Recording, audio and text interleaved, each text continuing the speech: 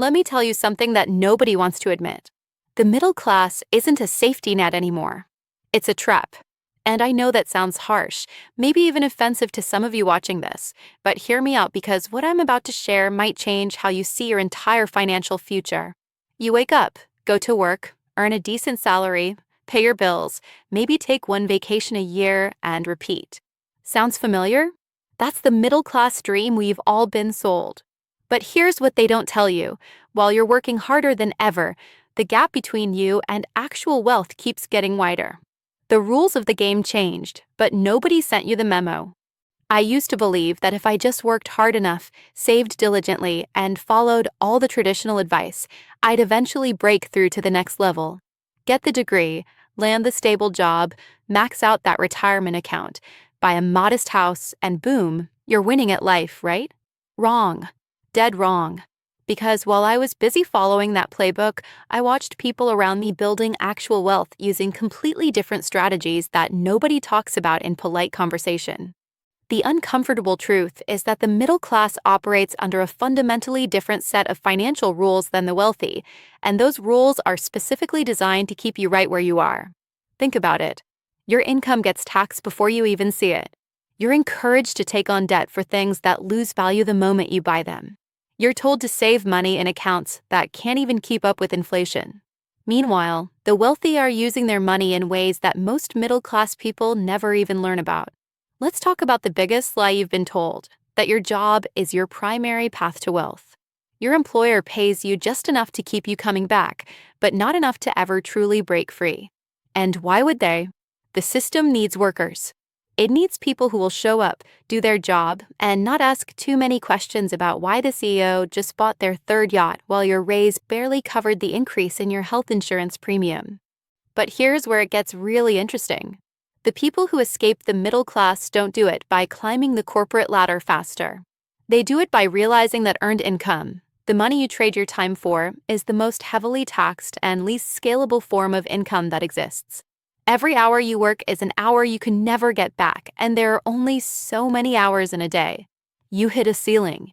Always. The wealthy understand something crucial that middle-class education specifically avoids teaching you. Money should work for you, not the other way around. When you're middle class, you think about monthly payments. When you're wealthy, you think about cash flow and assets. That mental shift right there, that's the entire game. Middle-class people buy liabilities and think they're assets. A new car? That's not an asset. It's a depreciating liability that costs you money every single month. A bigger house in the suburbs? Unless it's generating income, it's just a very expensive place to store your stuff.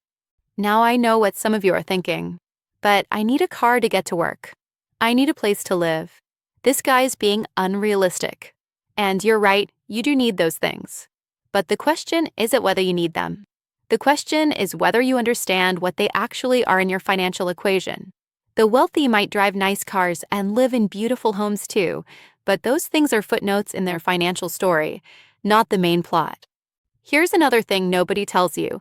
The middle class is trained to be risk-averse at exactly the wrong times. You're told to play it safe, avoid debt, don't make waves, stick with what's secure. But the only people who get wealthy without inheritance or luck are the ones who took calculated risks that most middle-class people are too scared to even consider. I'm not talking about reckless gambling. I'm talking about the risk of starting a business, of investing in yourself, of saying no to the safe corporate job to pursue something that actually has unlimited upside potential. The education system, the media, even your well-meaning parents, they all taught you to fear the wrong things. You were taught to fear unemployment, to fear not having a steady paycheck, to fear what others think of your choices. But nobody taught you to fear spending 40 years in a cubicle only to retire with barely enough money to survive, completely dependent on a social security system that might not even exist by the time you need it. Let's get real about investments too. The middle class puts money into mutual funds and retirement accounts and hopes that in 30 or 40 years, there will be something there. That's not a strategy, that's a prayer. The wealthy don't wait 30 years to see returns. They invest in assets that generate income now. Real estate that produces rental income. Businesses that generate profit. skills and knowledge that increase their earning potential immediately. They understand that time is the most valuable asset, and they refuse to lock their money away for decades with their fingers crossed. And here's the part that might make you uncomfortable. Escaping the middle class requires you to stop thinking like your peers. Your friends want to go out for expensive dinners every weekend? You're going to have to say no sometimes. Your family expects you to buy a house because that's what you do? You might need to disappoint them. The middle class stays middle class partly because of social pressure to maintain appearances and keep up with everyone else who's also stuck. Breaking free means being willing to look different, to make choices that others don't understand, to be misunderstood for a while. But here's what nobody tells you about that sacrifice: it's temporary. When you're 60 years old and actually wealthy while your former colleagues are stressed about retirement, nobody's going to care that you drove a beat-up car in your 30s. When you have the freedom to spend your time however you want because your assets generate enough income to cover your lifestyle, nobody's going to remember that you skipped those weekend trips to focus on building your business. The pathway out exists, but it's narrow and it requires you to fundamentally rewire how you think about money, time, and success. It means becoming obsessed with financial education even though you're tired after work. It means starting that side business even though you're scared of failing. It means investing in assets even when your friends think you're crazy. It means having uncomfortable conversations about money instead of pretending everything's fine while you're drowning in debt. The middle class trap is comfortable. That's what makes it so dangerous. You're not starving, you're not homeless, so the urgency to change never quite kicks in. You can keep going, keep surviving, keep telling yourself that things will eventually get better if you just stick with it a little longer. But they won't. Not unless you change the rules you're playing by. So here's my challenge to you. Stop consuming and start creating. Stop trading time for money and start building systems that generate money while you sleep.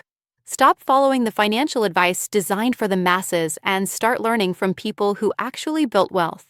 Stop being afraid of what others think and start being terrified of waking up at 65 realizing you spent your entire life building someone else's dream instead of your own. The truth about escaping the middle class is that it's possible, but it requires you to become a different person. Not a worse person, not a greedy person, but someone who understands that the game is rigged and decides to learn the real rules instead of complaining about it. Someone who values freedom over security.